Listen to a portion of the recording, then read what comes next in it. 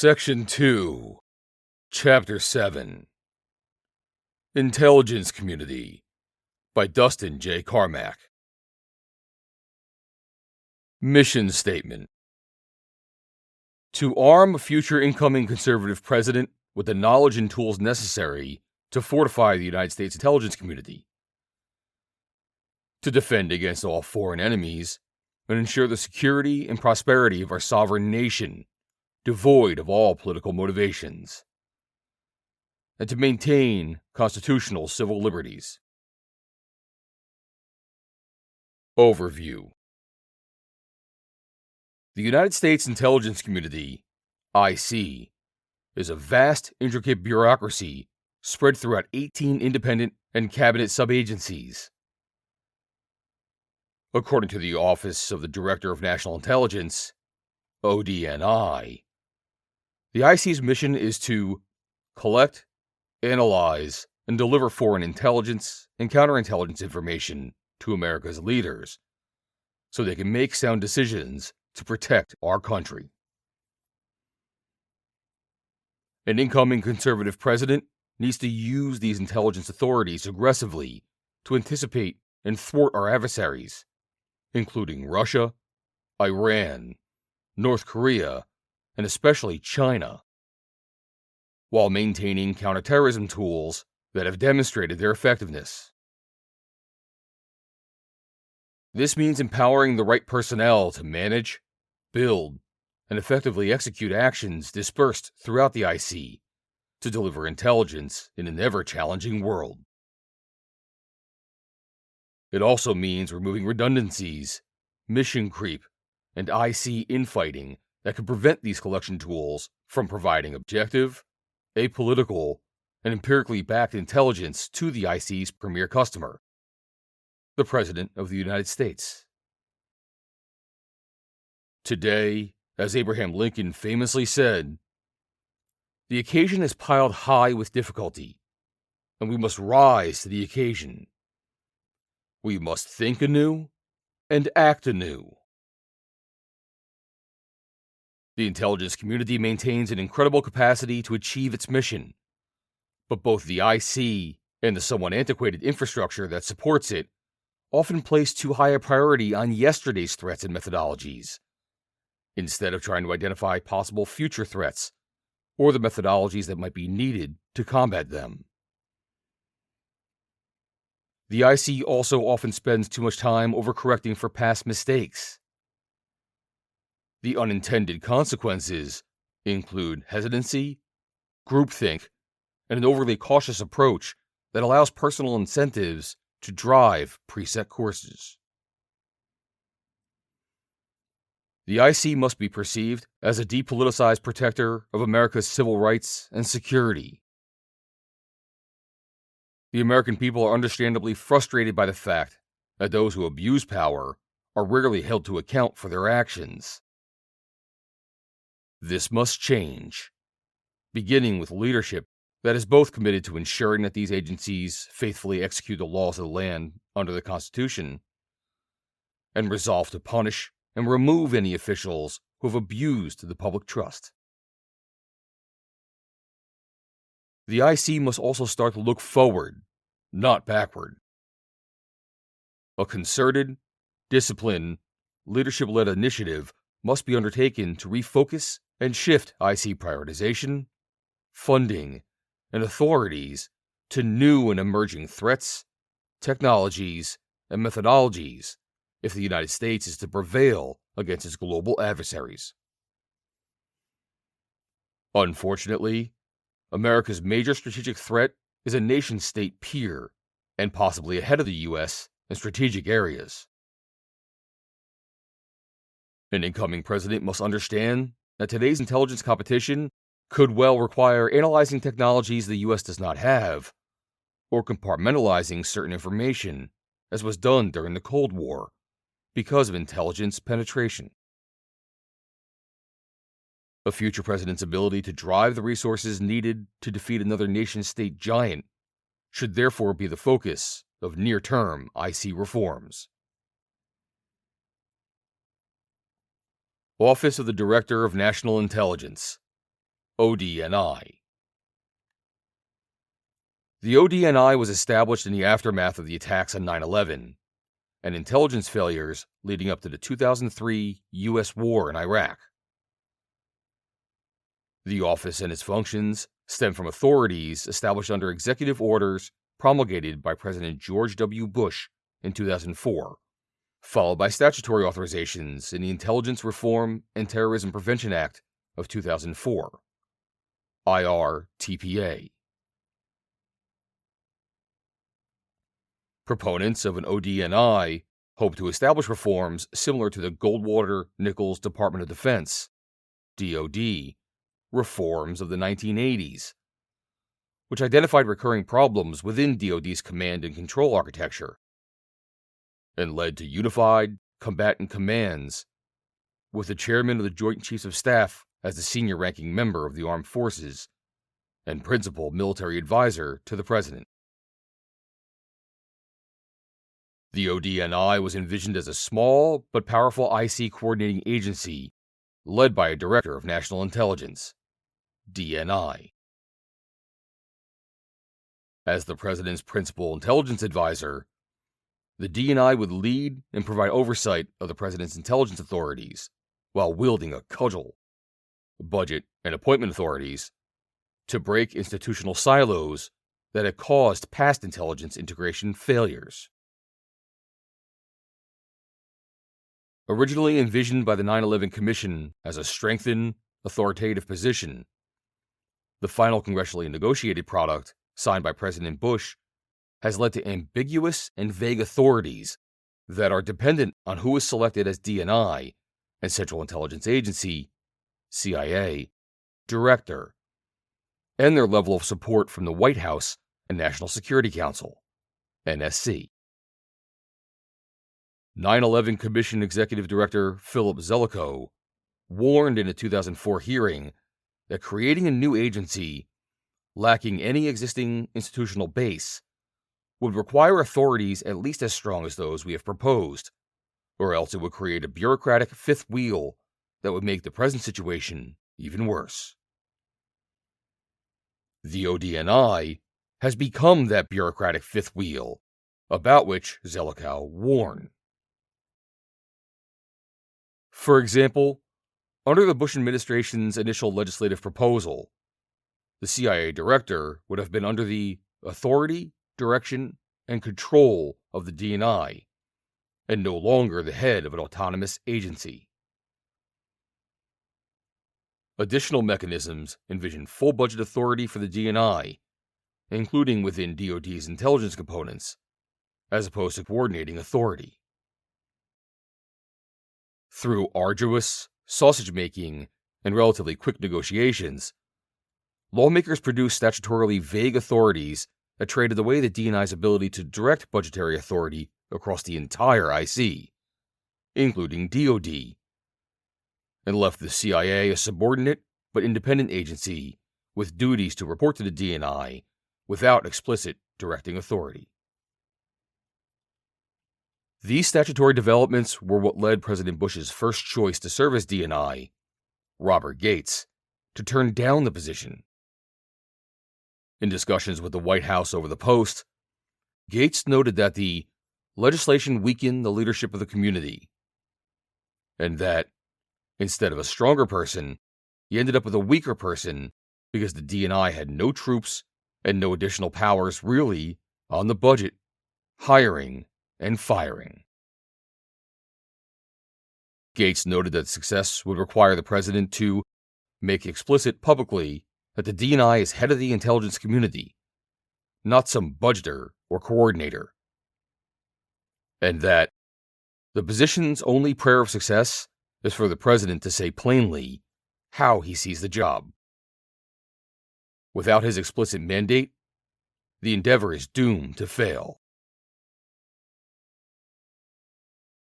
One of the two DNIs confirmed by the Senate during the Trump administration, John Ratcliffe, acknowledged that Gates's theoretical concerns became the practical reality that he inherited. Prior DNIs were the head of the IC only on paper, and were routinely accustomed to yielding IC actions and decisions to the preferences of the CIA and other agencies. My ability to reversing that capitulation was accomplished solely because President Trump made it repeatedly clear to the entire national security apparatus that he expected all intelligence matters to go through the DNI. To help further the legislative intent behind IRTPA, DNI Radcliffe advised during the transition of incoming Biden DNI Avril Haines that the DNI should be the only cabinet-level intelligence official. While his recommendation was adopted and has corrected the previously allowed imbalance by making DNI the only cabinet official and head of the IC at the table, the ODNI's effectiveness and direction leave much to be desired. A conservative president must decide how to empower an individual to oversee and manage the intelligence community effectively. To be successful, the DNI and ODNI must be able to lead the IC and implement the president's intelligence priorities. This includes being able to exercise both budget and personnel authority, and being able to rely on timely, useful feedback from subordinate components of the IC, many of which are located within other cabinet agencies. The ODNI needs to direct, not replicate in-house, the other IC agencies' analytic, operational, and management functions. Considerations like mismanagement of human resources, joint duty assignments, and accelerated growth in senior personnel can cause a president to dictate to his incoming DNI a desire to slash redundant positions and expenditures, while simultaneously giving the DNI the authority to drive necessary changes throughout the IC to deal with the nation's most compelling threats, including those emanating from China. As John Radcliffe has noted, these are essential to the DNI having the abilities and authorities to effectively direct, coordinate, and tackle the immense national security challenges ahead for the intelligence community, as intended under IRTPA. Otherwise, other cabinet and subordinate IC agencies will continue to regard the ODNI as an annoyance, and not as a positive contributor to the National Intelligence Program, NIP, budget. They will continue to work around or circumvent ODNI leadership decisions with appropriators and the Office of Management and Budget, OMB, or seek to wait out an administration or DNI to prevent a policy or intelligence priority from reaching fruition. Intelligence and interagency coordination has improved significantly since 9/11. Nevertheless, interagency rivalries and festering issues continue to cause duplication effort on intelligence analysis and technology purchases, as well as overclassification and ever-increasing compartmentalization. Additional issues include the abuse of mandated onboarding approval and reciprocity timelines by some agencies, recruitment and retention failures, and a lack of will to remove underperforming or timely adjudicate the misconduct of senior managers and other employees. Finally, future IC leadership must address the widely promoted woke culture that has spread throughout the federal government with identity politics and social justice advocacy, replacing such traditional American values as patriotism, colorblindness, and even workplace competence. Executive Order 12333. IRTPA was passed in the aftermath of the 9/11 attacks against the homeland. It was intended to improve the sharing of information among the elements of the IC, recognizing that the nature of the threats we now face blurs the lines between foreign and domestic intelligence in detecting and countering national security threats against the homeland. An equally important objective in passing the most significant intelligence reform since the National Security Act of 1947 was creation of the position of DNI, charged with assuming two of the three principal roles that formerly belonged to the Director of Central Intelligence, DCI, serving as principal intelligence advisor to the President and leading the IC as an enterprise. Nearly 2 decades later, the DNI's record of effectiveness in improving the sharing of information and operating the IC as an enterprise is mixed. Implementation of the DNI's roles as leader of the IC and principal intelligence advisor to the President has been challenging. However, despite flaws in the legislation and intelligence agencies' bureaucratic jockeying that undermine the DNI, it is impossible to know what would emerge if Congress were to revisit the act. Seeking a legislative solution, therefore, might carry with it more risks than benefits. Instead, an incoming conservative president's immediate focus should be on modifying Executive Order 12333, the president's direction for implementing IRTPA. Executive Order 12333 was last amended on July 30, 2008 by President George W. Bush. The revisions were aligned with IRTPA, with significant emphasis on having the IC address the threats to the homeland from international terrorism and the proliferation of weapons of mass destruction. There is scant mention of cyber threats and the evolving national security challenges posed by China, Russia, and other U.S. adversaries. By extension, the revised order fell short of stipulating how the DNI would execute his authority to organize the IC in a manner that improves the delivery of timely intelligence to a wide array of customers. Executive Order 12333 should be amended to take account of the changing landscape of threats and improve the functional aspects of America's intelligence enterprise. To that end, a revised order should address the threats to the United States and its allies in cyberspace. These threats range from cyber warfare to information operations. The amended order should clearly delineate the roles of responsibility of the various U.S. government cyber missions, including the recently created National Cyber Director's Office and power centers at the NSC, while protecting the privacy and civil liberties of U.S. citizens. Under DNI's direction, the cyber mission should explicitly identify how information in the cyber domain will be shared promptly with the warfighters, from law enforcement agencies to the broader IC and state, local, and tribal elements. The order should consider stipulating what to do with DoD cyber agencies, most notably the NSA, in terms of strategic, for example, the President and the DNI, versus tactical support, for example, support for the warfighter, in conjunction with ongoing congressionally mandated reviews of the future dual-headed relationship. Enhance the DNI's role in overseeing execution of the National Intelligence Program budget under the President's authority. This should be done in a manner that is consistent with Congress's intent as embodied in IRTPA.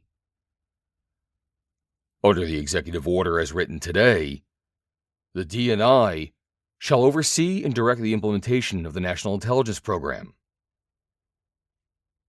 In practice, the DNI's authority to oversee execution of the IC's budget remains constrained by an inability to address changing intelligence priorities and mandate the implementation of appropriated NIP funding to higher intelligence priorities. The DNI should have the President's direction to address emerging but catastrophic threats, such as those posed by bioweapons. Clarifying how much budget authority the DNI has in conjunction, within the limits of congressional appropriations, with OMB and IC member cabinet officials to move around money and personnel is crucial. but positions will not always be fungible. It will probably be necessary to hold IC leadership accountable at intransigent agencies and to restructure areas through executive orders in close conjunction with OMB as needed. Clarify the DNI's role as leader of the IC as an enterprise in building the IC's capabilities around its open source collection and analytic missions. The exponential growth in open source information, often called OSINT, is not disputed. In the IC, the use of publicly available information, notwithstanding the authorities within IRTPA for the DNI to manage OSINT, remains disaggregated. The explosion of private sector intelligence products and expertise should signal to IC leadership that duplicative efforts are unnecessary and that limited resources should be focused on problematic collection tasks. The IC should avoid duplication of what is already being done well in the private sector and focus instead on complex questions that cannot be answered by conventional and frequently increasing numbers of commercial tools and capabilities. If necessary, for lack of results from the National Open Source Committee, the DNI should appoint the Principal Deputy Director of National Intelligence, PD DNI, as chairman to prioritize and promote accountability for the IC's 18 agencies toward this effort. Prioritize security clearance reform. Security clearance reform has made significant progress under Trusted Workforce 2.0, a government-wide background investigation reform that was implemented beginning in 2018, with the goal of creating one system with reciprocity across organizations.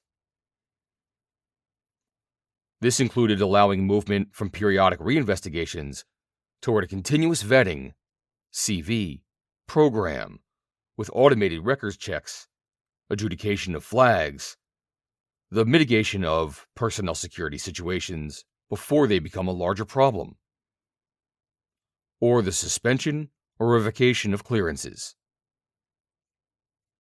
However, human resources onboarding operations in major agencies such as the CIA, FBI, and NSA remain to be resolved. As executive agent for security clearances, the DNI must require results from agencies that resist implementation, enforce the 48-hour reciprocity guidance, and target human resources operations that fail to attract and expediently onboard qualified personnel. Additional carrots and sticks from executive order reform language, including moving the Security Services Directorate from NCSC to ODNI with elevated status, may be necessary. It is unacceptable for agencies to hinder opportunities, cross-agency assignments, use public-private partnerships inefficiently because of constraints on the transferability of security clearances, and lose future talent because of extraordinary delays in back-end operations. Proper vetting to speed the onboarding of personnel with much-needed experience is vital to the IC's future. Ensure the DNI's authority. The DNI's authority should be similar to an orchestra conductor's. An incoming conservative president will appoint whomever he chooses as DNI, but there should be agreement between the incoming DNI and president with advice and counsel from the Presidential Personnel Office on selecting positions overseen by DNI throughout subordinate agencies, as well as concurrent but relevant cabinet officials and the CIA. This exists by executive order, but many presidents, PPOs, and cabinet agency heads do not follow executive order guidance and necessary norms. The importance of trust, character, and the ability to work together to achieve a joint set of intelligence goals established by the president cannot be overstated. It is a mission that could be accomplished only with the conductor and his orchestra playing in sync. Provide additional support for such economic and supply chain focused agencies as the Department of Commerce. Information sharing and feedback can help sub-agencies like the Commerce Department's Bureau of Industry and Security to improve their understanding of the threat from China and thereby counter it more effectively. They can also aid the development of export control mechanisms and potential outbound investment screening where necessary. Brief, specific governance language should be considered that would apply counter-terrorist authority models to the broader functions of the U.S. government, insofar as they are needed to counter 21st century nation-state threats. The success of any D&I rests with support from the President. Any revised Executive Order 12333 must serve to express unequivocal support for the D&I in executing the mandates that an amended order would provide. Central Intelligence Agency, CIA. The CIA is a foreign intelligence collection service tasked with collecting human intelligence, HUMINT, providing all-source intelligence analysis and reporting, and conducting covert actions when required to do so by the President. The CIA has its roots in the Office of Strategic Services, OSS, which the United States established during World War II as a paramilitary and intelligence collection organization. After World War II, President Harry Truman disbanded the OSS, and the CIA was established in law by the National Security Act of 1947. As with every agency in government, the President's election sets a new agenda for the country. Public servants must be mindful that they are required to help the President implement that agenda, while remaining apolitical, upholding the Constitution and laws of the United States, and earning the public trust. The President requires a CIA that provides unbiased and apolitical foreign intelligence information, and, when necessary, can act capably and effectively on any covert action findings. Executing the mission.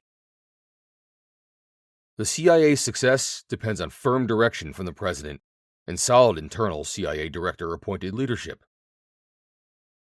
Decisive senior leaders must commit to carrying out the President's agenda and be willing to take calculated risks. Therefore, the next President-elect and incoming Presidential Personnel Office should identify a director nominee who can foster a mission-driven culture by making necessary personnel and structural changes. The President-elect should choose a deputy director who, without needing Senate confirmation, can immediately begin to implement the President's agenda. This includes halting all current hiring to prevent the burrowing in of outgoing political personnel. Additional appointees should be placed within the agency as needed to assist the director in supervising its function. The director and deputy director should request briefings on all CIA activities and presence overseas, as well as any CIA-controlled access programs and existing covert action findings, without exception. The director and deputy director should meet all directorates and mission centers, prioritizing those that are aligned most closely with the President's priorities, and calibrating collection and operations based on the President's intelligence requirements. This includes any areas where the CIA might be conducting its own diplomacy parallel to official State Department policy. It must be clear that the CIA's liaison relationships overseas must follow and not contradict those set at the policy level by the President through the State Department. The other principal officers responsible for executing the CIA's mission include the Directorate of Operations, Directorate of Analysis, Directorate of Science and Technology, Directorate of Support, and Directorate of Digital Innovation. If senior leadership finds any program or operation to be inconsistent with the President's agenda, the director should immediately halt that program or operation. Reining in bureaucracy. The CIA's bureaucracy continues to grow. Because mid-level managers lack accountability, there are areas in which personnel are not responsive to any authority, including the President. The President should instruct the director to hire or promote new individuals to lead the various directorates and mission centers. This new crop of mid-level leaders should carry out clear directives from senior CIA leadership, which means more accountability and new ways of thinking to benefit the mission. In addition, the President should task the director with significantly broadening recruitment, expediting onboarding practices, and shifting resources away from headquarters, including terminal generalist GS-15s when OPM buyouts, forced rotations, or up-and-out personnel policies are set for particular positions. The CIA must find creative ways to align mission requirements with hiring needs, recruit diverse sets of individuals with unique backgrounds, and become more open to hiring private sector experts directly into senior positions. In addition, the director should break the cabal of bureaucrats in D.C. by permanently moving various directorates, such as Support and Science and Technology, out of Virginia, and possibly open campuses outside of D.C. where analysts and other experts could contribute virtually. Redirecting resources. Certain CIA employees and offices have focused on promoting divisive ideological or cultural agendas and fostering a damaged culture of risk aversion and complacency. As soon as possible, the director should divert resources from any activities that promote unnecessary and distracting social engineering. The director should implement changes in promotion criteria that reward individuals for creative thinking and quality of recruitments and products, rather than numeric metrics or the achievement of benchmarks that are not essential to the mission. Not all careers in espionage are created equal, and the director should incentivize and reward applicants who are willing to accept high risks over those who are climbing the ranks simply by doing business as usual. The director should refocus the CIA to an OSS-like culture and mandate that all CIA employees acquire, as a condition of securing senior GS-14 and above rank, additional or enhanced language skills, technical or cyber expertise, or field training, or serve in overseas assignments. Covert action. Covert action could be a valuable tool in helping further the President's foreign policy agenda if implemented in concert with other forms of government power. As codified in the U.S. Code, the term covert action means an activity or activities of the United States government to influence political, economic, or military conditions abroad, where it is intended that the role of the United States government will not be apparent or acknowledged publicly. The President initiates a covert action with a written finding that explains why such an action is necessary to support identifiable foreign policy objectives of the United States and is important to the national security of the United States. The statute assumes the President will use the CIA as the principal action element to achieve the objectives of covert action findings. However, the President need not feel constrained to utilize only the CIA. Each finding shall specify each department, agency, or entity of the United States government authorized to fund or otherwise participate in any significant way in such action. For example, the Department of Defense maintains certain clandestine capabilities under Title X authorities that may resemble, but far exceed in scale, similar capabilities outside of DoD. Generally, such DoD capabilities can be employed outside a combat theater only if they are determined to be traditional military activities.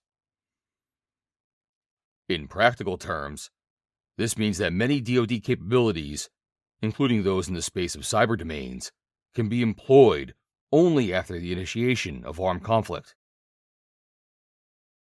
Given the range of global threats the United States faces today, the President should consider whether DoD's complete set of capabilities should be used to support potential covert actions. The problem, unfortunately, is that certain elements in the State Department, IC, and DoD trade on risk aversion or political bureaucracy to delay execution of the President's foreign policy goals. A future conservative president should therefore identify individuals on the transition team who are familiar with the implementation of covert action, with a view to placing them in key NSC, CIA, ODNI, and DoD positions. These knowledgeable teams can assist in any review of current covert actions and, potentially, planning for new actions. Immediately after the inauguration, the President should task the NSC's Senior Director for Intelligence Programs with conducting a 60-day review of any current covert action findings, including their effectiveness, evaluating new covert actions that might be needed to implement the President's foreign policy goals, and reporting back to the President. Such an assessment should be conducted independently of the agencies responsible for the actions under review. As part of the review, the Senior Director for Intelligence Programs should identify which departments or agencies, such as the CIA or DoD, are best equipped to achieve the objectives set out in new and existing findings. After the 60-day review, the President should demand creative thinking and a clear strategy as to how covert action fits within the President's broader foreign policy strategy, to include possibly modifying or rescinding any current findings, drafting new findings, and streamlining or eliminating needless bureaucracy, particularly at state, to facilitate more expeditious decisions on tactical covert action. Careful thought should be given to the metrics by which the effectiveness of covert action programs will be measured to ensure the appropriate use of government resources and to guard against the possibility of covert actions being used with little scrutiny in ways that are inconsistent with overt foreign policy goals. ODNI and CIA organizational recommendations. The ODNI and CIA operate under authority provided by the Central Intelligence Agency Act of 1949, which means they have greater latitude than the rest of the federal government with respect to the hiring and firing of personnel. Both organizations and other areas of the IC have struggled from a human resources and talent management standpoint to recruit, onboard, and maintain personnel in a timely fashion to fill the IC's ever-changing needs. At a time when the intelligence community needs significantly more personnel with the proper technical, language-capable, and diverse backgrounds, including applicants from elements of the business community, the incoming directors of both agencies need to make this effort a top priority.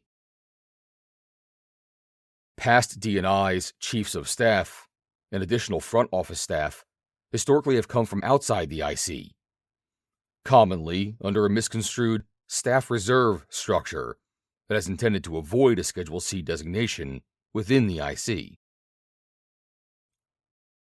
The director should handpick qualified, properly cleared personnel for front office and managerial leadership positions, such as the D&I's chief of staff and heads of legislative affairs and strategic communications, to oversee those divisions with career IC staff reporting to them. The incoming DNI and CIA director should also consider changes in the Senior National Intelligence Service, SNIS, / Senior Intelligence Service, SIS. Senior officers should be required to sign mobility agreements that allow ODNI and CIA leadership to move them within the IC every 2 years if necessary. Many qualified and distinguished senior officers serve throughout the IC, but some long-serving generalist officers no longer perform at a high capacity, are management-driven, do not serve the IC's changing needs, and limit junior officers' prospects for growth and advancement. An incoming administration should consider studying and implementing additional requirements as a condition for promotion to GS-15 / SNIS / SIS, and explore concepts such as up and out, beginning at the GS-14 / 15 levels, and above for some fields. The IC should evaluate areas of bloat and underperforming cadre and work with OPM on authority for voluntary separation buyouts. Allowing ODNI and CIA leadership to shrink size and reduce duplication of effort while promoting healthy turnover within their senior ranks would encourage new ideas and perspectives from mid-career officers and, potentially, from employees hired from outside their agencies. The ODNI and CIA should maximize their direct hire and incentive-building authorities to bring in talented and properly cleared individuals to serve in positions requiring technical, language, and cyber expertise. Finally, the human resources and talent management systems for onboarding purposes at the ODNI, CIA, and some other elements of the IC are fundamentally broken. For example, according to current CIA Director William Burns, it recently took more than 600 days, on average, for a CIA applicant to receive his or her necessary security clearance. Although security clearance procedures have been somewhat improved in recent years, and Burns has committed CIA to reducing that to no more than 180 days, degradation in other areas of the process has limited the IC's capacity to attract qualified and needed expertise. Preventing the abuse of intelligence for partisan purposes. The intelligence function must be protected from bottom-up and top-down politicization if it is to play its proper role in our national security decision-making process. Unfortunately, both types of politicization have occurred recently to the detriment of the intelligence community's reputation and credibility. More important, the politicization of intelligence risks contributing to policy failures, as we saw with the Iraq War, or even undermining our democratic system here at home.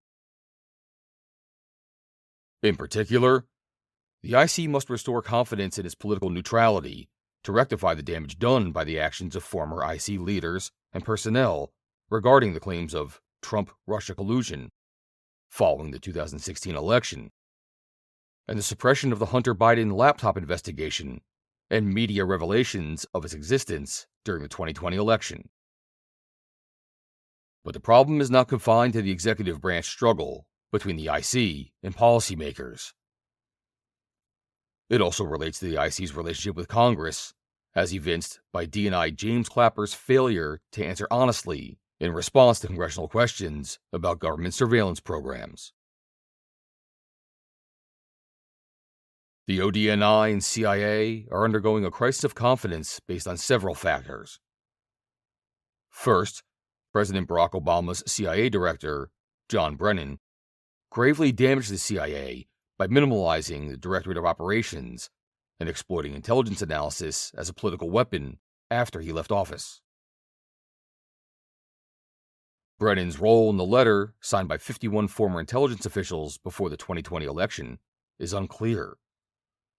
But in dismissing the Hunter Biden laptop as Russian disinformation, the CIA was discredited, and the shocking extent of politicization among some former IC officials was revealed. Restoring respect for the IC as an independent provider of information and analysis, while also ensuring that it is responsive to the legitimate needs of policymakers, will require reinforcing essential norms and institutions. However, we should also recognize that achieving the perfect balance that avoids the pathologies of too much distance or too much closeness and responsiveness to policymakers is not only difficult, but probably impossible. Thus, given the very nature of the business and the political process, much will depend on the promotion of certain norms or virtues on both sides of the principal-agent relationship. Specifically, the DNI and CIA director should use their authority under the National Security Act of 1947 to expedite the clearance of personnel to meet mission needs and remove IC employees who have abused their positions of trust. An area of particular concern is that personnel under investigation for improprieties have been allowed to retire before internal investigations have been completed. Directors of both agencies must instill further confidence in their workforces, Congress, and the American people that they can and will deal effectively with personnel that fail to live up to their oath to the Constitution, adhere to ethical and moral standards as expected by America's taxpayers, and faithfully execute the law. The President should direct the DNI and the Attorney General, by direction of the respective Inspectors General and IC Analytic Ombudsman, to conduct a further audit of all IC equities of past politicization and abuses of intelligence information. For example, a recent IC Ombudsman analysis during the 2020 election cycle noted, if our political leaders in the White House and Congress believe we are withholding intelligence because of organizational turf wars or political considerations, the legitimacy of the intelligence community's work is lost. The President should immediately revoke the security clearances of all former directors, deputy directors, or other senior intelligence officials who discuss their work in the press or on social media without prior clearance from the current director. IC agencies, including the CIA, should minimize their public presence and vigorously investigate any and all leaks of information, classified or otherwise. The ODNI and CIA should fire or refer for prosecution any employee who is suspected of leaking information, and penalties should include the removal of pension benefits for those who are found guilty. Additional tools are needed to prevent leaked intelligence from being used as a weapon in policy debates by IC leaders or decision makers in the executive branch or Congress. In addition, the Department of Justice should use all the tools at its disposal to investigate leaks and should rescind damaging guidance by Attorney General Merrick Garland that limits investigators' ability to identify records of unauthorized disclosures of classified information to the media. Personnel have sufficient access to legitimate whistleblower claims under protections provided by Inspectors General and Congress. The Director and IC must prioritize hiring additional counterintelligence and security personnel to assist in this effort. Military and civilian IC training should include stronger emphasis on the norm of political neutrality, including a mandatory course on professionalism and repercussions for abuse in the execution of duties in all degree programs at the National Intelligence University. Intelligence leaders need to model norms of neutrality and respect for the decision-making authority of the President, appointed officials, and Congress. This includes building trust with key decision-makers by not using their positions and privileged access to information to influence policymaking indirectly or directly in an inappropriate fashion. especially by engaging in threat inflation. IC leaders should practice extreme restraint in engaging with the public and the media. They should seek to work in the shadows rather than in the limelight. Potential restrictions on such appearances could supplement this norm, preventing political leaders from using IC officials to support an administration position as they do with military leaders. Retired IC leaders should similarly support the neutrality norm by not becoming public figures. Congress should not use IC leaders as pawns in policy struggles with the president or the other party during their appearances before committees of the House and Senate. While Congress has a proper oversight role, it should distinguish between information that needs to be public and information that should be discussed in private with members of the IC. A DNI should call balls and strikes to those on both sides of the aisle on Capitol Hill who attempt to weaponize the use of selective intelligence to feed political narratives.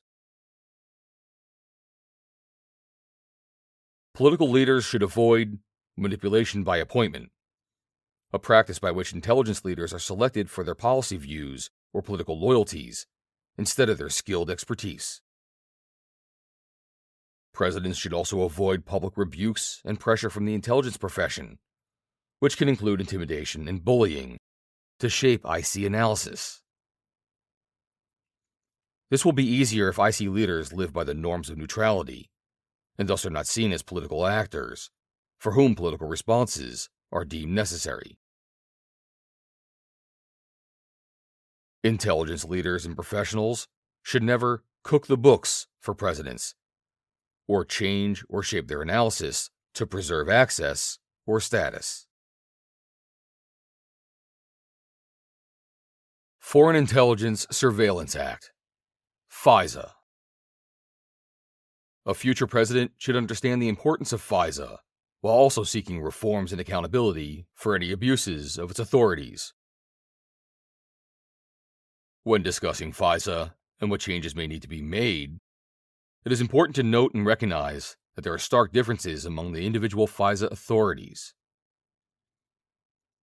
Section 702 of FISA, for example, allows the IC to target foreign terrorists, spies, cyber hackers, and other bad actors, but only if they are non-US persons, when their communications pass through the United States. While this authority may lapse if Congress does not resolve the issue by the end of 2023, Section 702 should be understood as an essential tool in the fight against terrorism, malicious cyber actors, and Chinese espionage. These are two major national security priorities for an incoming president, and it is imperative that the need to use properly maintained and accountable authorities to counter these challenges be recognized. Section 702 is a vital program that often provides the lion's share of intelligence used in the President's Daily Brief, PDB. An independent review by the Privacy and Civil Liberties Oversight Board, PCLOB, found that it was not abused. Nevertheless, Congress should review the PCLOB's upcoming 2023 report to help it determine whether any reforms or codification of recent administrative changes in FISA processes are needed.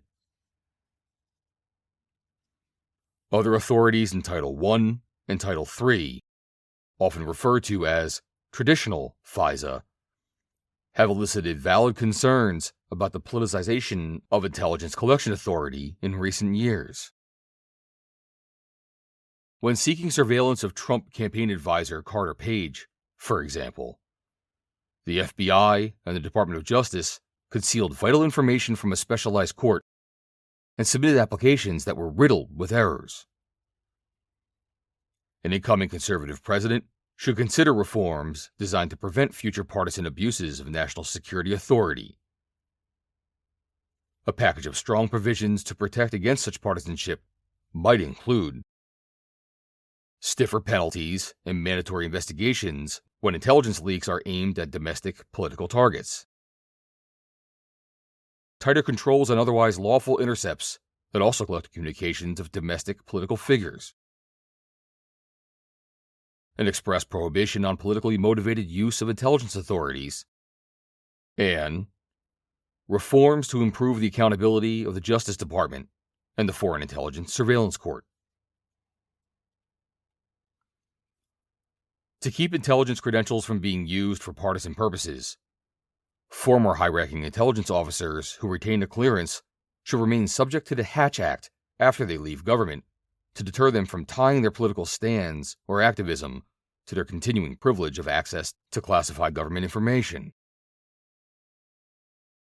The IC should be prohibited from monitoring so-called domestic disinformation. Such activity can easily slip into suppression of an opposition party's speech, is corrosive of First Amendment protections, and raises questions about impartiality when the IC chooses not to act. China-focused changes, reforms, and resources. The term whole of government is all too frequently overused. But in responding to the generational threat posed by the Chinese Communist Party, that is exactly the approach that our national security apparatus should adopt. CIA Director William Burns has formally established a China Mission Center focused on these efforts. But it can be successful only if it is given the necessary personnel, cross-community collaboration, and resources. That is uncertain at this point, and just how seriously the organization is taking the staffing of the center is unclear. A critical strategic question for an incoming administration and IC leaders will be, how, when, and with whom do we share our classified intelligence? Understanding when to pass things to liaisons, and for what purpose, will be vital to outmaneuver China in the intelligence sphere. Questions for a president will include: what is our overarching conception of the adversarial relationship and competition? How does intelligence sharing fit with that conception?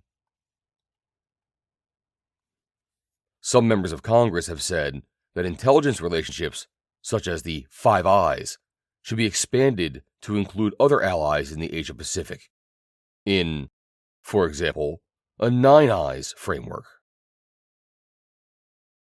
This fails to take into account the fact that any blanket expansion would necessarily involve protecting the sources and methods of a larger and quite possibly more diverse group of member countries that might or may not have congruent interests.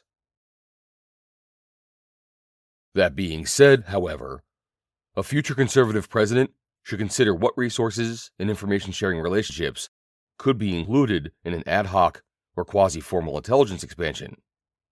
For example, with the Quad, among nations trying to counter the threat from China. Significant technology, language skills, and financial intelligence resources are needed to counter China's capabilities. The IC was caught flat-footed by the recent discovery of China's successful test of a nuclear-capable hypersonic missile. No longer can America's information and technological dominance be assumed. China's gains and intense focus on emerging technologies have taken it in some areas from being a near-peer competitor to probably being ahead of the United States. China's centralized government allocates endless resources, sometimes inefficiently, to its strategic Made in China 2025 and military apparatuses, which combine government, military, and private sector activities on quantum information sciences and technologies, artificial intelligence, AI, machine learning, biotechnologies, and advanced robotics. The IC must do more than understand these advancements. It must rally non-government and allied partners and inspire unified action to counter them. In addition, to combat China's economic espionage, Authorities and loopholes in the Foreign Agents Registration Act, FARA, will have to be examined and addressed in conjunction with the Attorney General. Many issues with the broader government can be tied back to a more general congressional understanding of the threat due to the compartmentalization of committee jurisdictions and the responsibilities of executive agencies to brief on the nature of the threat. Broader committee jurisdictions should receive additional intelligence from IC agencies as necessary to inform China's unique and more comprehensive threat across layers of the U.S. government bureaucracy and economy. Former DNI John Ratcliffe increased the intelligence budget as it related to China by 20%. When people ask me why I did that, he explained in an interview, I say, because no one will let me increase it by 40%. I had an $85 billion combined annual budget for both the National Intelligence Program and Military Intelligence Program. My perspective was, whatever we're spending on countering China, it isn't enough. From an intelligence standpoint, the need to understand Chinese motivations, capabilities, and intent will be of paramount importance to a future conservative president. It is therefore also of paramount importance that the whole of government be rowing together. National Counterintelligence and Security Center, NCSC. The Senate Select Committee on Intelligence, SSCI, has taken a keen interest in possibly updating the codified language underpinning much of the nation's counterintelligence apparatus. Spy versus spy threats continue to exist, but the rise of China and, to an extent, Russia's machinations move beyond the governmental sphere to technological, economic, supply chain, cyber, academic, state, and local espionage threats at a level our country has never seen. The asymmetric threat includes cyber, non-traditional collection, and issues involving legitimate businesses serving as collection platforms. Barring statutory changes that could occur before 2025, a future conservative president should further empower and resource the IC by executive order or through suggesting changes in the Counterintelligence Enhancement Act, CEA, of 2002. NCSC was given some authority for outreach efforts on behalf of the IC for counterintelligence education, insider threats, and broader U.S. government best practices. But there remain significant deltas between Title 50 and non-Title 50 entities' protections. Primary operational elements should remain at the FBI and CIA, with the Bureau and NCSC collaborating on non-governmental outreach. While there is no need to create a separate agency, a future president and DNI should amplify NCSC's authorities and roles with respect to counterintelligence strategy, policy, outreach, and governance, including supporting necessary joint duty assignments, JDA, for FBI and CIA personnel. At the same time, the FBI requires significant additional resources and legal authorities to fulfill its statutory role as the lead operational counterintelligence agency in dealing with the ever-growing threats posed by our adversaries. The CEA should be updated to include foreign espionage efforts aimed at universities. Corporate America, technology companies, research institutions, and academia must be willing, educated partners in this generational flight to protect our national security interests, economic interests, national sovereignty, and intellectual property, as well as the broader rules-based order, all while avoiding the tendency to cave to the left-wing activists and investors who ignore the China threat and increasingly dominate the corporate world.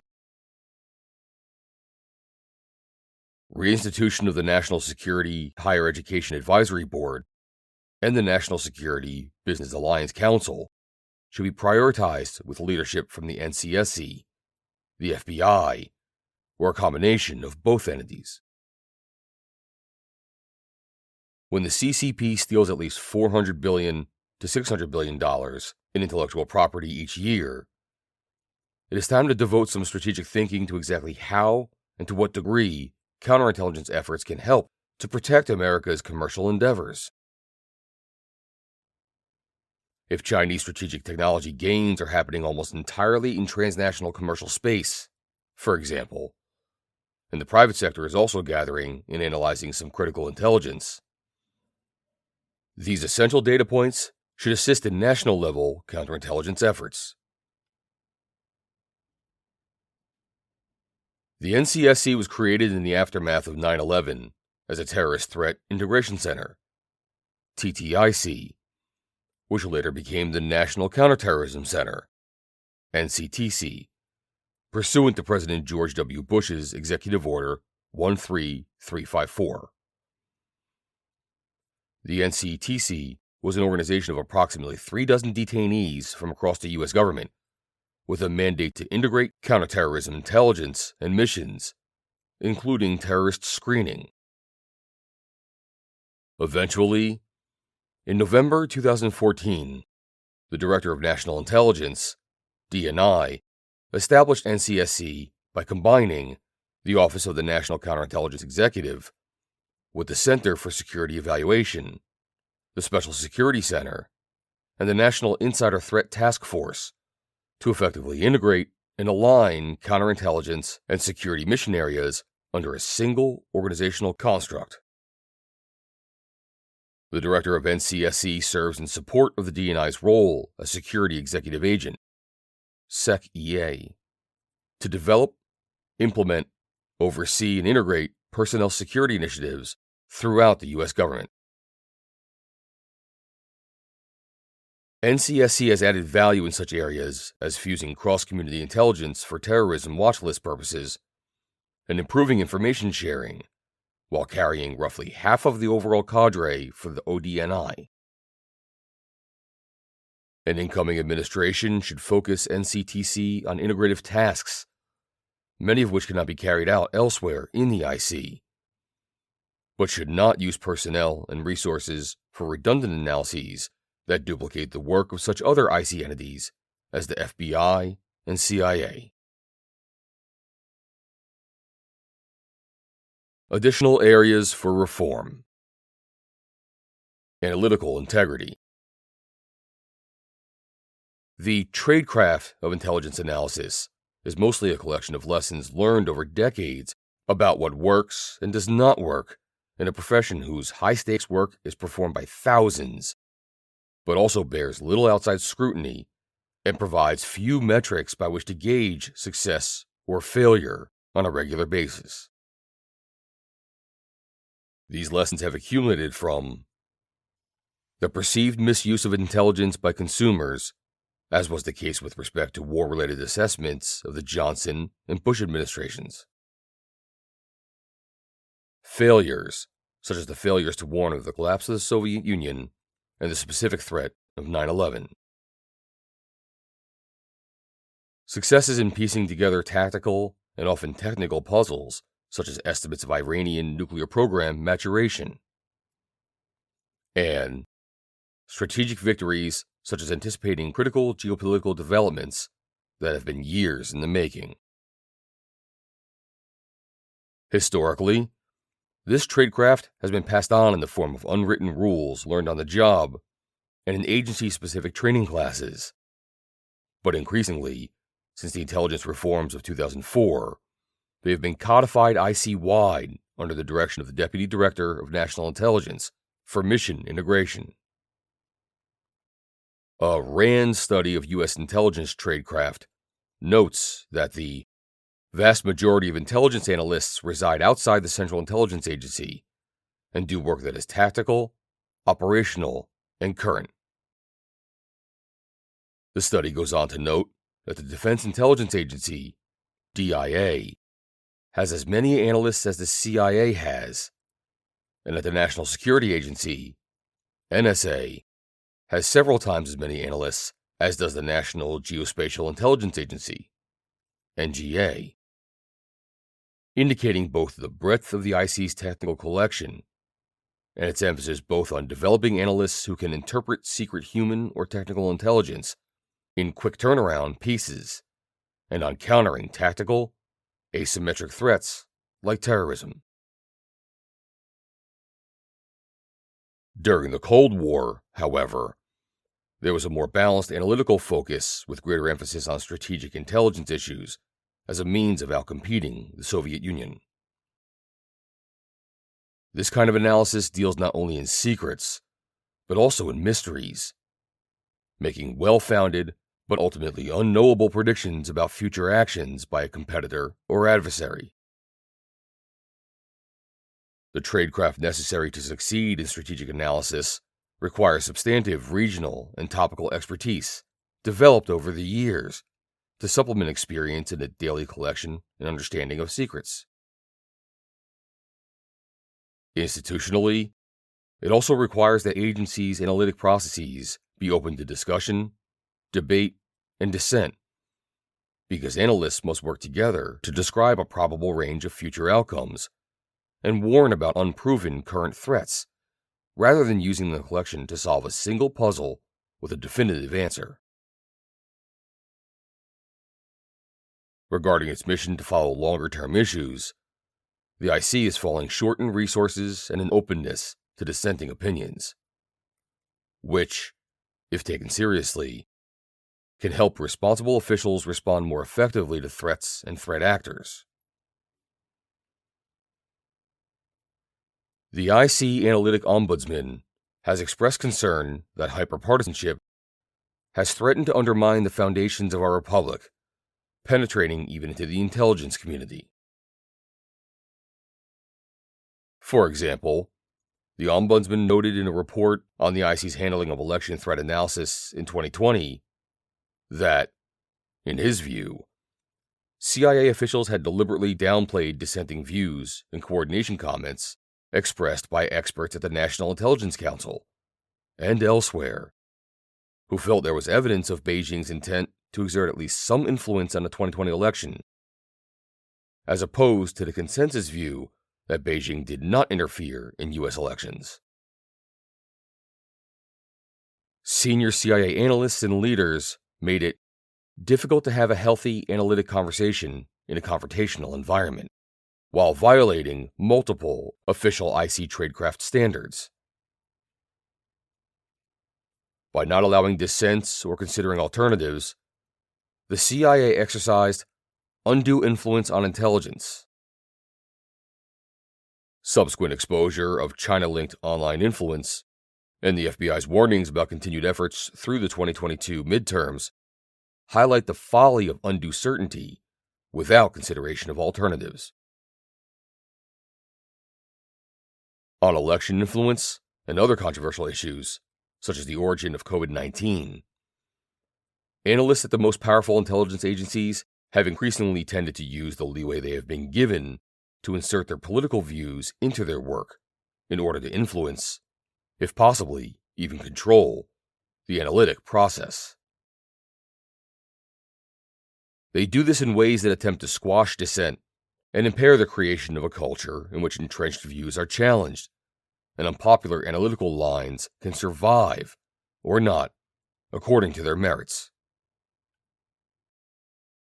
To help the United States and its leaders to outcompete China across multifaceted societal, economic, military, and technological threats, the IC's capability to conduct strategic intelligence analysis that is relevant to policymakers in both parties must be rebuilt and strengthened.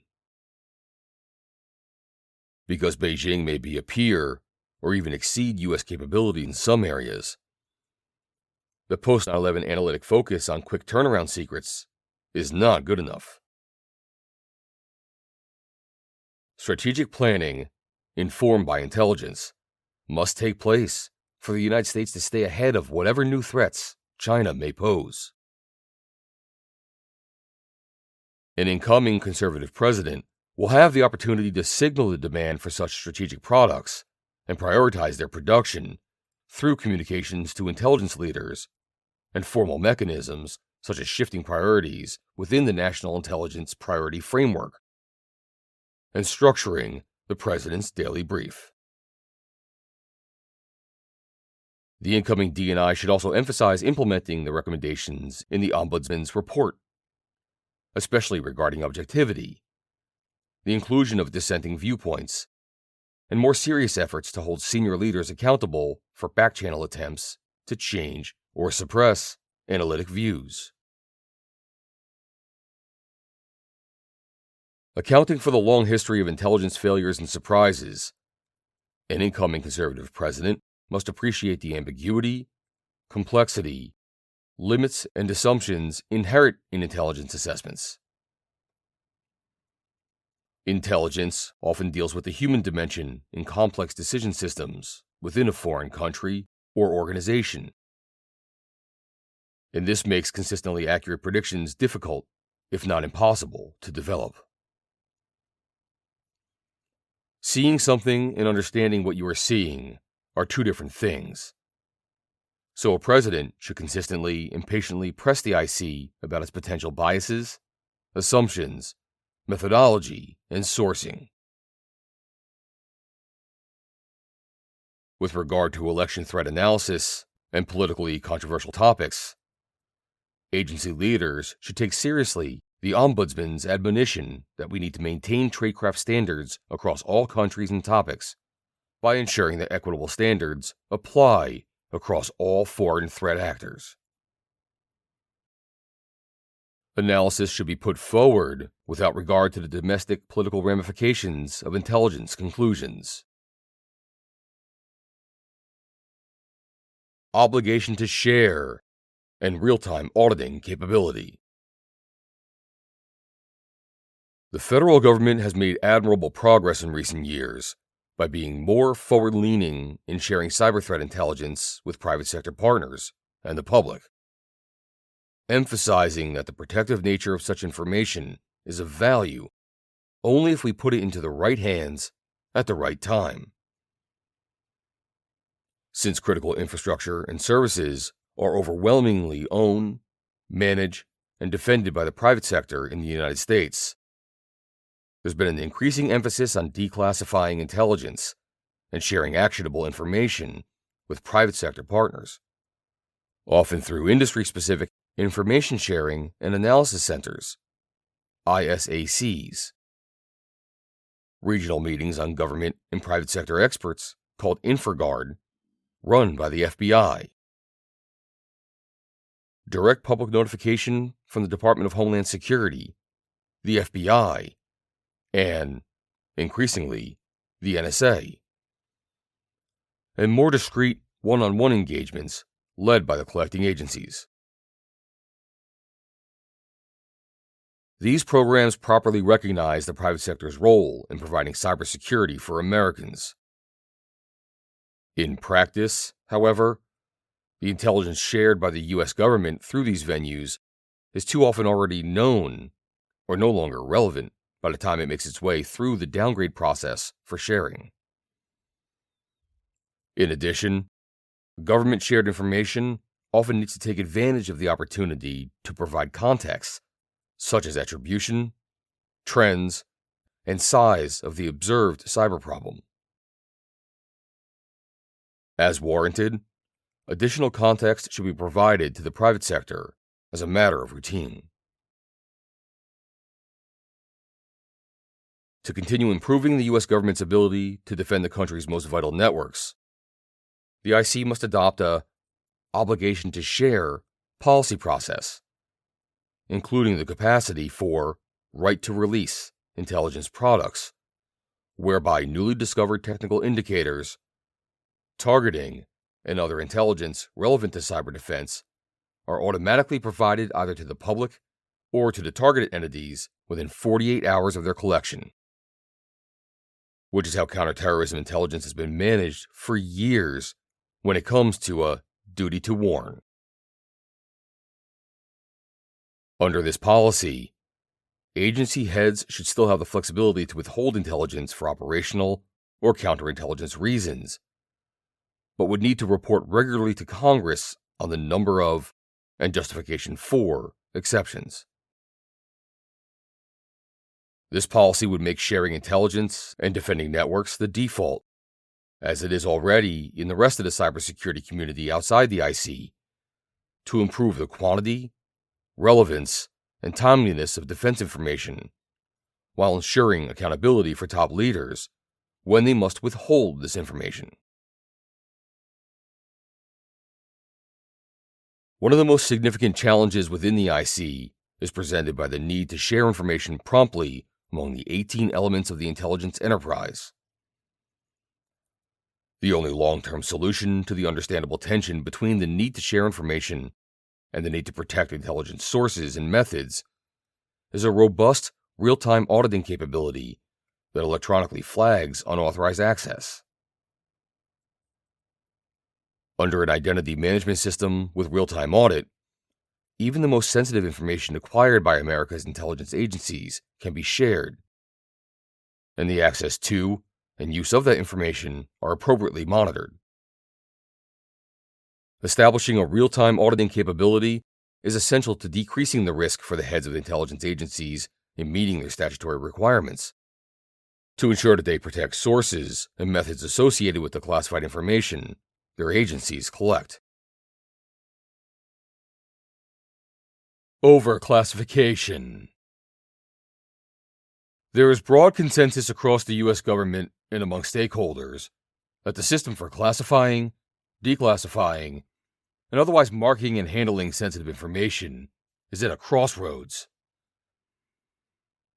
Exorbitant amounts of classified data are created daily, and agency personnel often mistakenly choose classification as the default selection to ensure national security.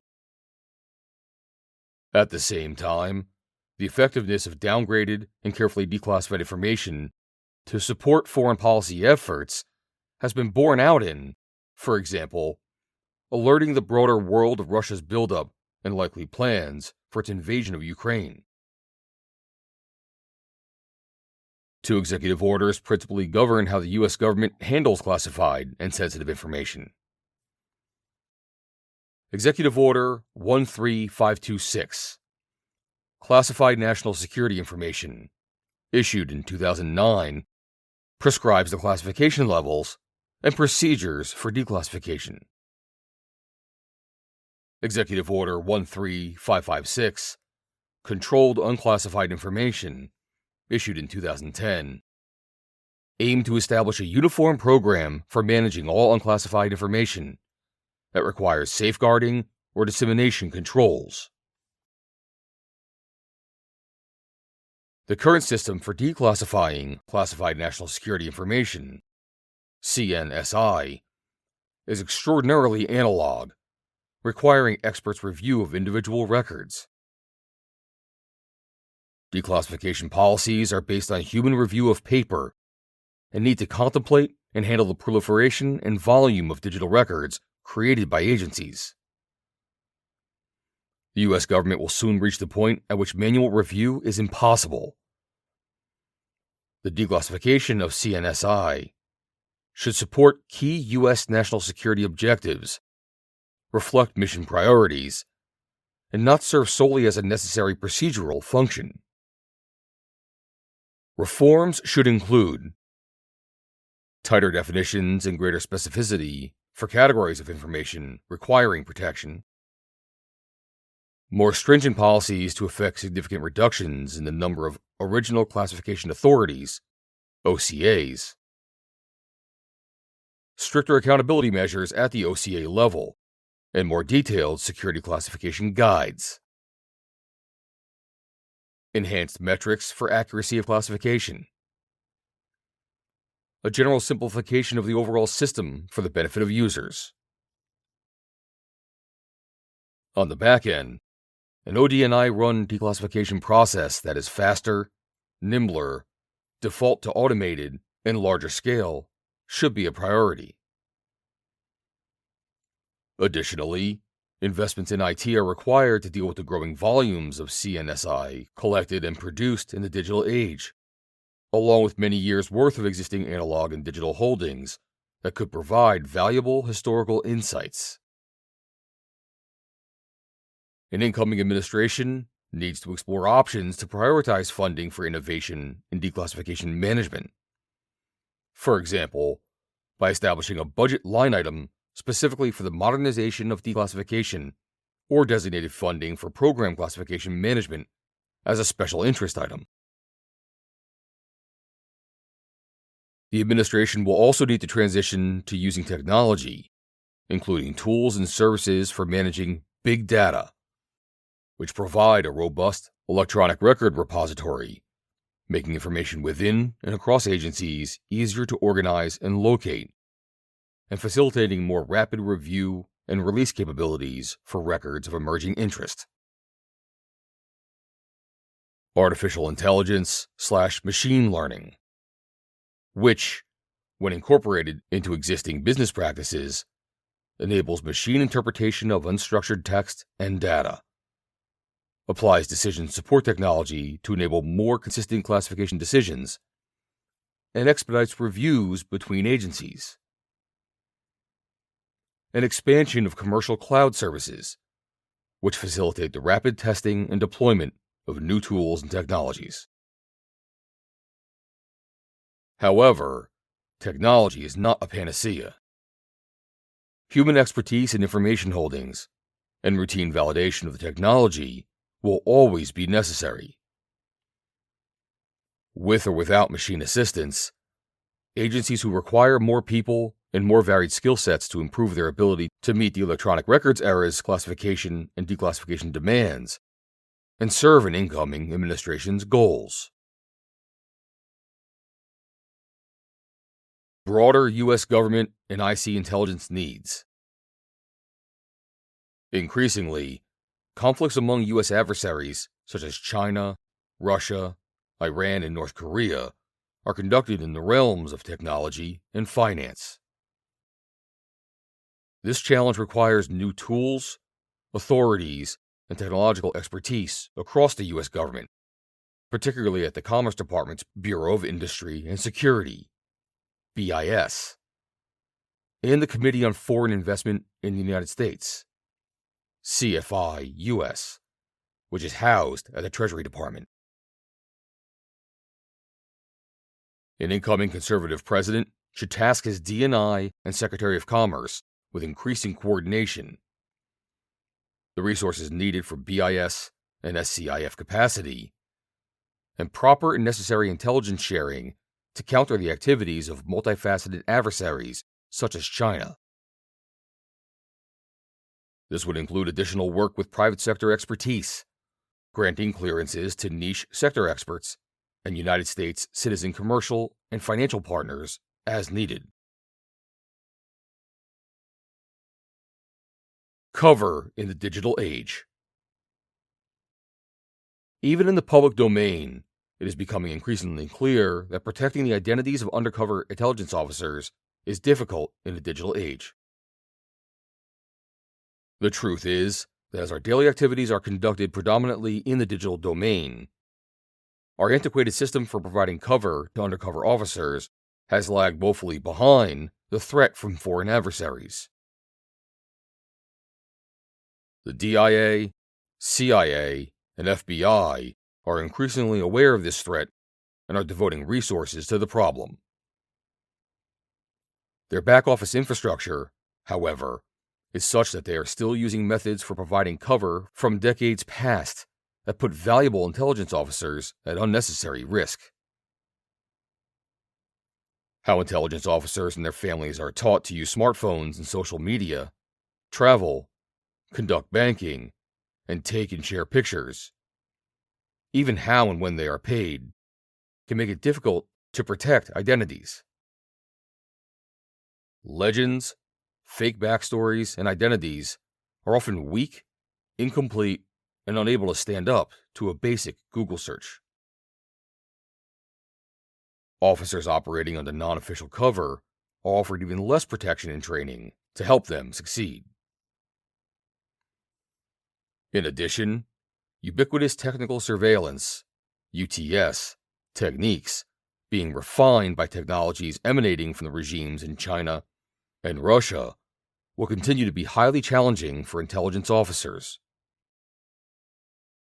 An incoming administration will need to double down on resourcing and training so that members of the IC will have the expertise they need to operate clandestinely and successfully against hard targets.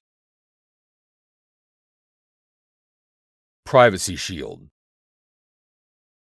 For many years, the European Union, EU, has tried to force U.S. companies operating in Europe to follow its data privacy regulations. Misleading claims in the 2013 Snowden leaks destroyed the initial safe harbor framework that allowed American companies to transfer data across the Atlantic. Its successor, the Privacy Shield framework, was struck down by European courts on the grounds that it provides insufficient protections for EU citizens against hypothetical U.S. government surveillance.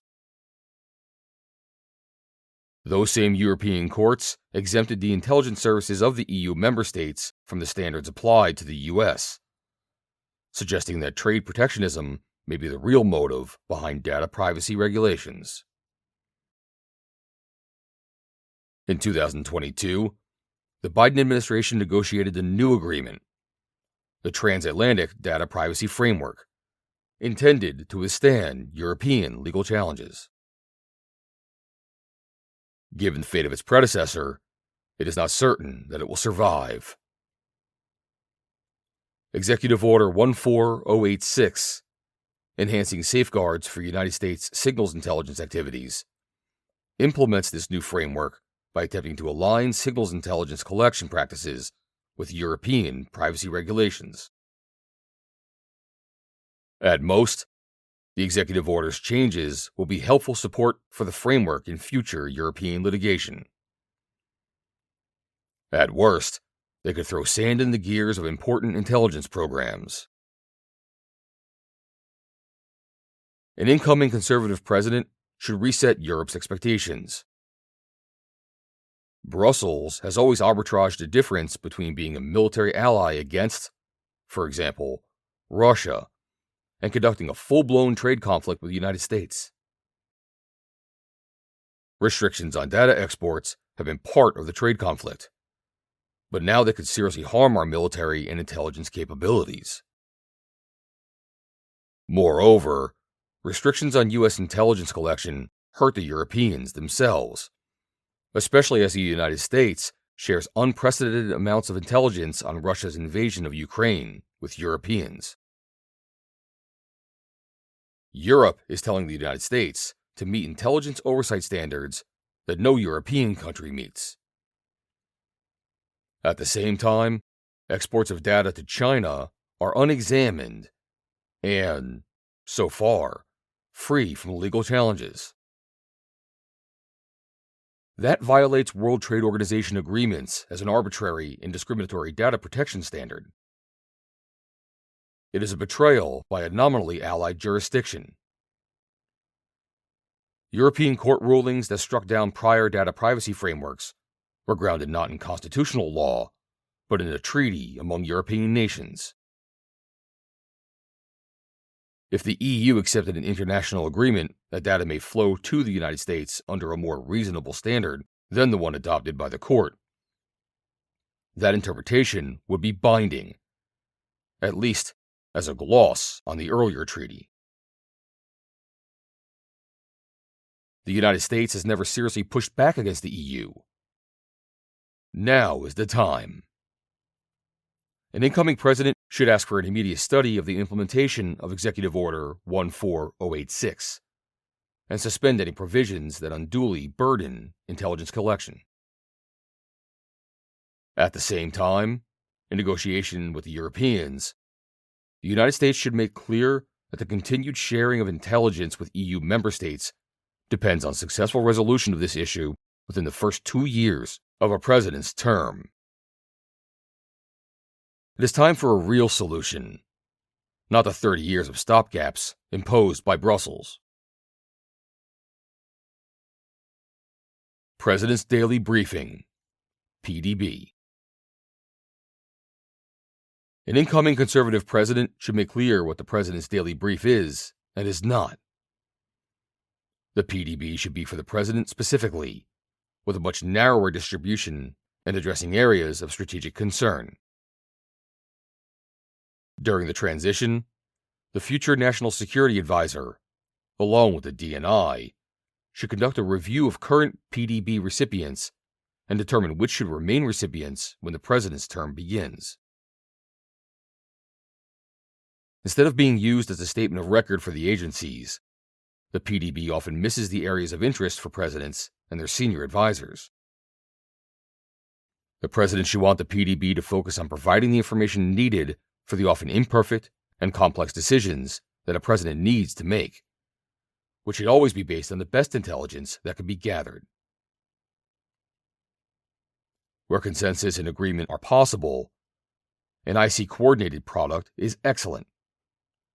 But insights provided by properly channeled dissent can lead a president to ask relevant questions of his DNI and IC. A future DNI determines the PDB briefer based on recommendations made by the Deputy Director of National Intelligence for Mission Integration, MI. Historically, briefers have come from the CIA, but a future president and DNI should consider a primary briefer or rotation of briefers from other IC elements. Additionally, the entirety of the PDB staff and production should be located at ODNI. National Intelligence Council, NIC. The National Intelligence Council is the IC's premier analytic organization and includes more than a dozen national intelligence officers, NIOs, each of whom leads the IC's analysis with a regional, China, Russia, Iran, etc., or functional, cyber, counterproliferation, economics, etc., mission area.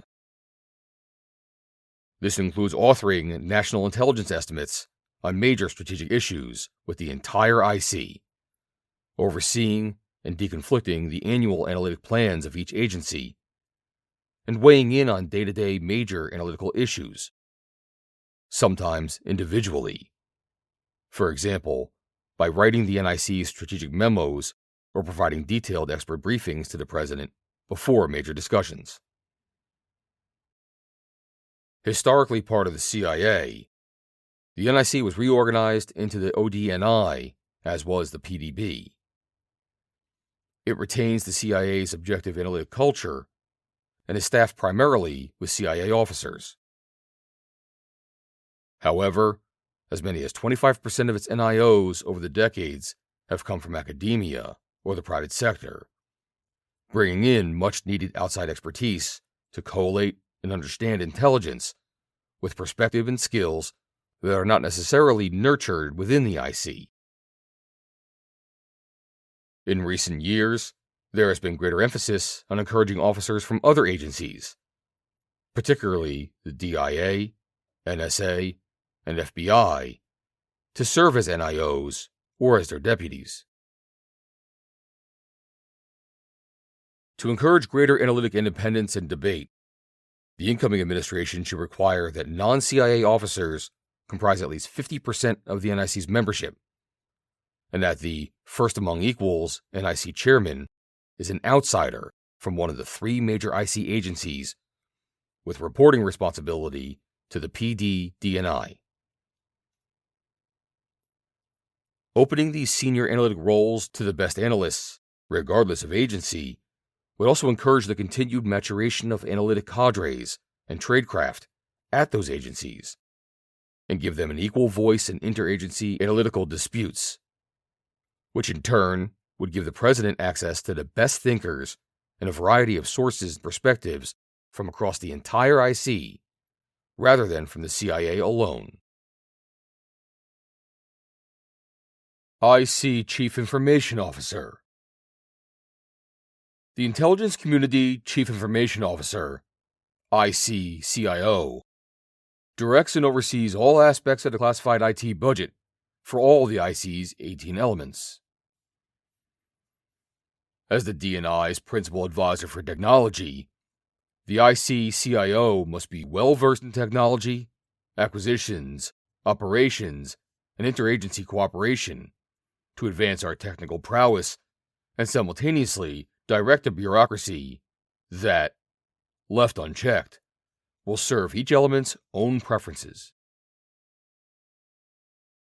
To ensure that procured and implemented technologies and policy reflect the administration's agenda, the IC-CIO must have the support of the DNI and possess the ability to command cooperation between and promote interoperability across IC members. Because of the unique responsibilities entrusted to this position, incumbency has seesawed between political appointees and career civilians. Due to its congressionally capped salary, the position is often filled by an SES-level member administratively detailed to support the DNI. At times, the IC-CIO is incorrectly referred to as the ODNI-CIO. By law, and to secure unbiased execution across all of the IC's 18 elements, the same individual may not serve as IC-CIO and ODNI-CIO. They are two distinct positions. Critical areas and IC-IT portfolio priorities for the IC-CIO include, but are not limited to, transparent accounting and allocation of IT investments across the IC, including commercial cloud computing and storage, C2E. Recognized and uniform security access for people, systems, and capabilities to enable interoperability across IC elements. 5G/6G data transmission and network interoperability, which is vital to IC element operations. Artificial intelligence and machine learning. Quantum cryptography and post-quantum encryption, PQE. And cybersecurity infrastructure, where Biden administration changes have realigned and reassigned management oversight and IT architecture responsibilities to NSA and DHS/CISA, conflicting with IC-CIO delineated roles. An incoming administration should appoint the IC-CIO as a primary member of the DNI staff, along with the ODNI General Counsel, IC Chief Financial Officer, and ODNI Chief Operating Officer.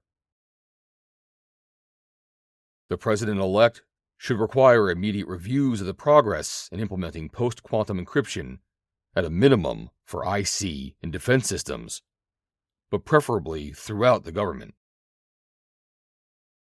The President's National Security Memorandum, specifying the goal of mitigating as much of the quantum risk as is feasible by 2035, needs to be revised in light of the magnitude of the threat. Accounting for the investment that will be needed to secure IT systems for national security should be a top priority. ODNI, CIA, and IC technology issues. In recent years, the IC has had a mandate for multiple administrations to advance technology needs for intelligence.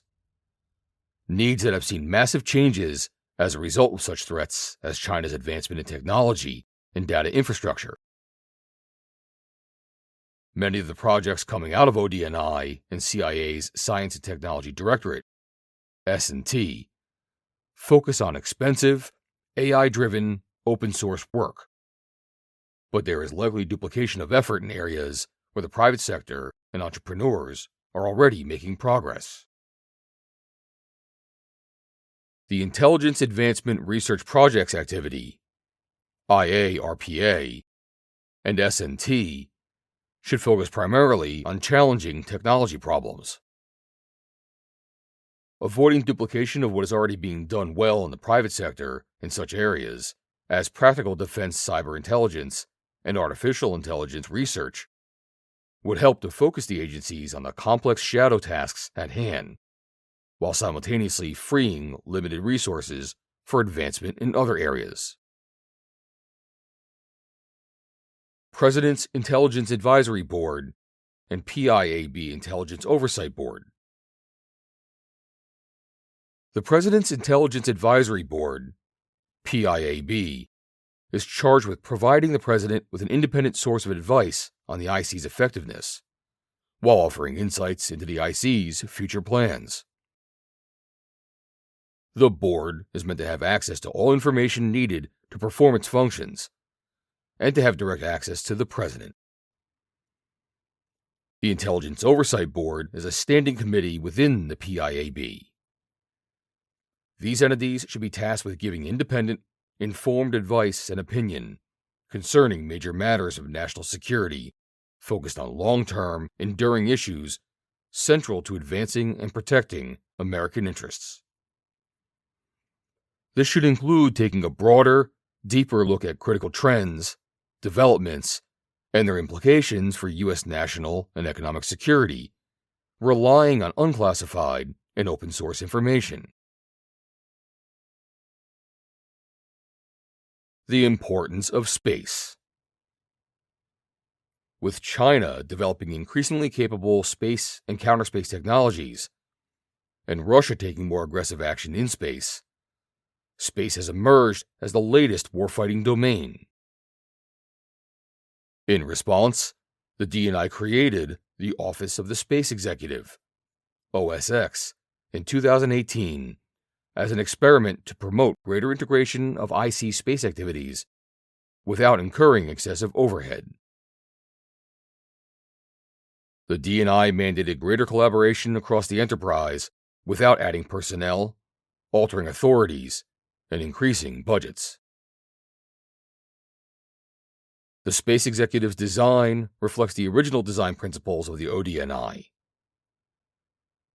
The ODNI was explicitly not designed to be a departmental headquarters with command and control of the 18 agencies' vast bureaucracies.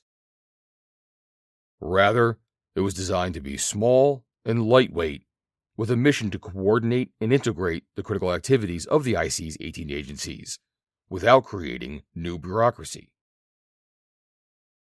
That goal should remain in force, and calls by outside entities or Congress to add new centers and layers should be rejected. The Office of the Space Executive has been recognized as an effective governance model and has spawned similar efforts, including the Election Threats Executive, Economic and Threat Finance Executive, and Cyber Executive. With this in mind, the following initiatives should be pursued. Expand collaboration with partners. For too many decades, the IC and DoD have acquired and operated satellites independently. To improve their ability to meet the threat posed by China and Russia, the IC and DoD should 1. Explore new methods for better integrating our space assets. 2. Examine the possibility of joint programs. And 3. Fully utilize Title 10 and Title 50 authorities to execute space defense and offense strategies jointly. Additionally, the IC should support building international alliances with like-minded partners beyond the Five Eyes intelligence-sharing nations.